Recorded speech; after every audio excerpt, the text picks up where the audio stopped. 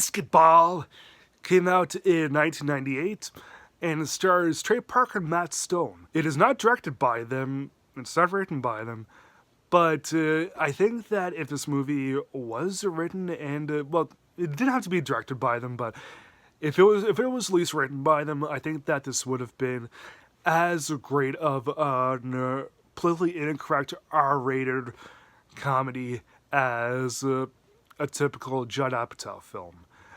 But, you know, what can you do when what's done is done? Trey Parker and Matt Stone, they created South Park in 1997, and right away the series was flying high with how vulgar it was, even though it wasn't quite as vulgar as until after the movie came out in 1999. Still, seeing them together as regular people instead of just doing the voices, it's kind of fun, and I like me a good R-rated F-bomb fest most of the time. And in BASEketball's case, I liked it. I didn't think it was anything super duper huge, but what I got, I liked. Deals with these two lifelong best friends who are Parker and Stone, and they've never really been very good at sports, even though they've always wanted to be professional, big-named athletes when they were children. Still, they were never physically inclined, really.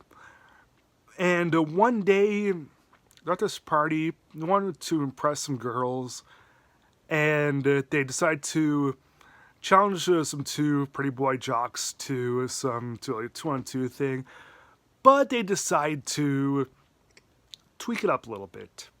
Combine baseball with basketball. BASEketball. They're pretty good at their new invention. Some things snowball, and eventually their new creation of BASEketball becomes a nationwide phenomenon. When the games are happening, it's not really that fun of a game to play, except for when the psych-outs happen. So when I guess you could say it's a pitcher or whatever, is about to shoot the ball into the hoop, there's people on the other team that psych them out, whether it's like, oh, I want to fuck your sister. But yeah, that's ultimately the only real enjoyable thing about the actual game itself.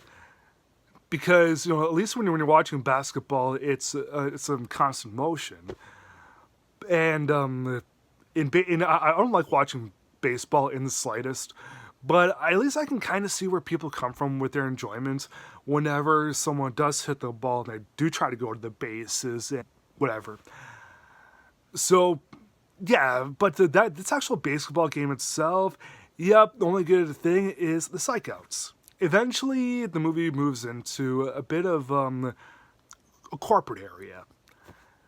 Because the movie is about a newly made-up game, there's going to be some talk about corporate sponsors and inspiring people and really making it big, and friendships and who's there for you way back when. And yeah, I thought that when the movie shifted gears into the business aspect, that the business aspect of it, like, I got where they were coming from with the different things that they were talking about, but at the same time, it wasn't quite as fun or as enjoyable or as really hot-wired as the first little bit of the film. The first little bit of the film, when it's just them goofing off and being all vulgar and just swearing their heads off and everything, that's a lot of fun.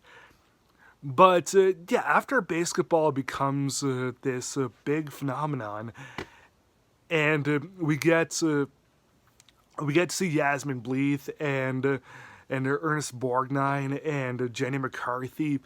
All that stuff, it doesn't measure up to the rest of the film. Like, there's no way this movie was ever going to be anything super duper huge.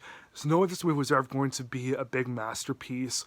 But even so, if they kept the same momentum throughout the film, from the beginning to the end, it would have been a more enjoyable film. But because of the corporate part of the movie is okay, and the first little bit of the film, and whenever the psychouts happen here and there in the regular game stuff later on, because all that stuff is pretty funny, I feel like having a little bit of mercy on BASEketball and giving it 3 stars out of 4. Thanks for watching. Please like, subscribe, comment, and I'll see you again next time.